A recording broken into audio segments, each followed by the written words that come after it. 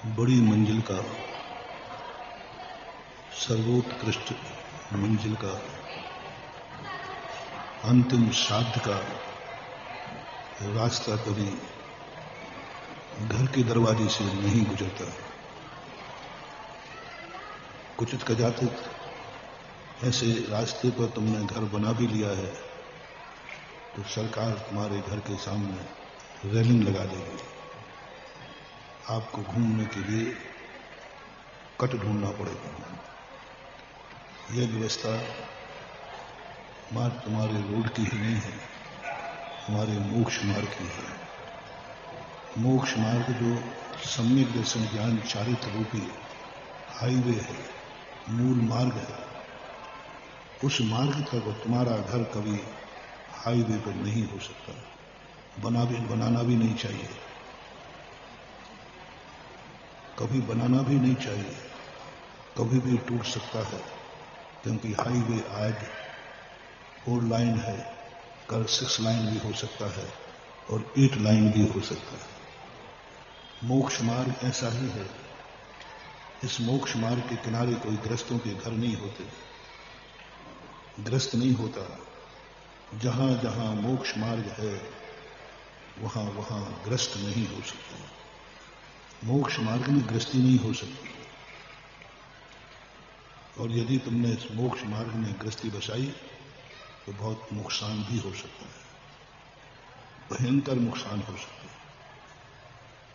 इसलिए जैन दर्शन ने स्पष्ट कहा कि सम्यक दर्शन और ज्ञान चारित्र की यदि तुम्हें अपनी जिंदगी चलाना है, अपना जीवन चलाना है, तो गृहस्थी को छोड़ो, मकानों को छोड़ो, चलते फिरते नजर आओ। हाईवे पर गाड़ी रोकना, आजकल कुछ हाईवे ऐसे बन गए जिनमें कट नहीं है। धीमी गाड़ी चलाओगे तो पीछे वाला ठोक देगा। वहां निश्चित है कि इतनी स्पीड से गाड़ी चलाना ही पड़े, धीमे नहीं चला सकते। ऐसा ही ये मोक्ष मार्ग है। यहां धीमी गाड़ी नहीं चला सकते, गाड़ी को रोक नहीं सकते, विश्राम नहीं कर सकते। आप चलते हुए नजर आइए। आपका कोई मकान ना हो, आपका कोई ठौर ना हो, आपका कोई स्थान ना हो, वही हाईवे पे गाड़ी उतारे। मोक्ष मार्ग में चलने वाले तीर्थंकर भी क्यों ना हो, उनको भी कहा यदि मोक्ष मार्ग पर आना है तो ये सब छोड़ दो। हाईवे रास्ते है, ना हाईवे पर ना हाईवे के किनारे पर कोई मकान नहीं होना चाहिए। अनगारी कहा, अनगारी कहा। अब घर कहां हो, पगडंडियां हो, छोटे रास्ते हो, पाथ हो, ग्रस्त अपना मकान। अब तो बहुत अलग युग आ गया। पहले जितनी बड़ी हवेली होगी उस तक पहुंचने का रास्ता उतना ही छोटा होगा। जितने गली छोटे रास्ते में जिसका जितना मकान होगा वो उतना ही सुरक्षित होगा। आप पुराने शहरों को देखो, पुराने शहरों की गलियां कितनी छोटी हैं और मकान बड़े बड़े सेठों के, और मकान के सामने का रास्ता बहुत छोटा है। क्यों बनाया गया? क्या उनके पास घोड़ा गाड़ी नहीं थे? क्या वो रास्ता चुना नहीं चाहते थे? चाहते थे। मकान के सामने का रास्ता छोटा होगा उतना ही सुरक्षित होगा। दुश्मन से बचने का तरीका था। दुश्मन जब आक्रमण करेगा तो उसका हाथी प्रवेश न कर जाए, उसका रथ प्रवेश न कर जाए। पैदल वालों को तो निपटा लेंगे लेकिन घोड़ा गाड़ी को नहीं निपटा पाएंगे। इसलिए सेठों के जितने भी, आप पूरी दुनिया में कहीं चले जाओ, इंदौर का पुराना हिस्सा भी हमने देखा नहीं, बाकी सारी दुनिया के तो देख चुके हैं। 4-4 फुट की गली, 3-3 फुट की गलियां। जैनियों के, जहां राजा जैनियों को बसाता था, छोटी गलियों में, जिससे दुश्मन उन तक पहुंच न पाए। दुश्मन को रोकने के लिए था। ऐसे ही ग्रस्त को मोक्ष मार्ग में कहा कि तुम अपना घर, तुम अपनी गृहस्थी थोड़ा मंदिर से थोड़ी दूर रखना, मंदिर से सटा के मत रखना। हम लोगों तो कह दिया कि तुम मंदिर में ही रह जाना है, हम लोगों को कह दिया कि तुम तो मंदिर में ही रह जाना है, और गृहस्थ से कह दिया तुम मंदिर के पास भी मत रहना। क्यों भाई, क्या बात है?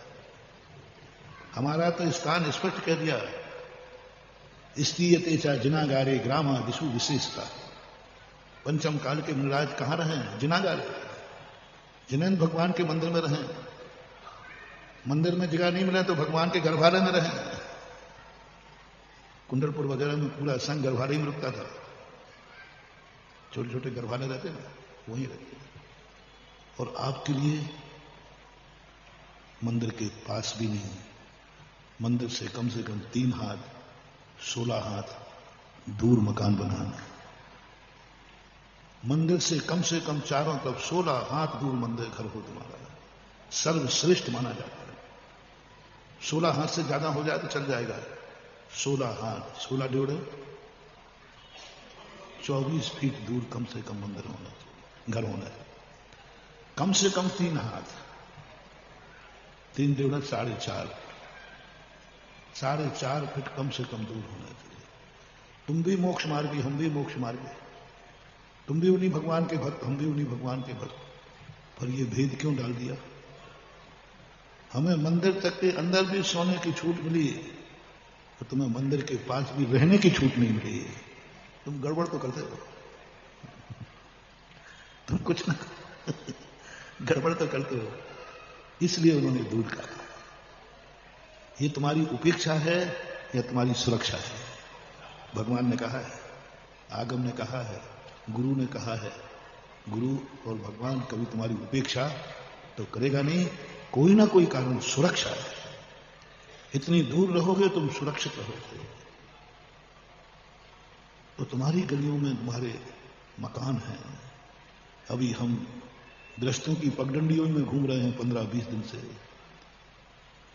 पगडंडियों से मोक्ष मार्ग नहीं बनता, पगडंडियां मार्ग तक जाती है। हम अभी स्टेशन तक ही पहुंच नहीं पा रहे हैं, पर स्टेशन के बाद कैसे गाड़ी मिलेगी? हर व्यक्ति मोक्ष जाना चाह रहा है, हर व्यक्ति मोक्ष मार्ग पूछ रहा है। क्यों भैया, शिखर जी जाना चाहते हो कि नहीं? हो, हर व्यक्ति जाना चाहता। मेरा ट्रेन बता दो कौन सी है, फलानी ट्रेन से जाओगे तो ट्रेन हमारे घर के दरवाजे आ जाएगी? नहीं आएगी।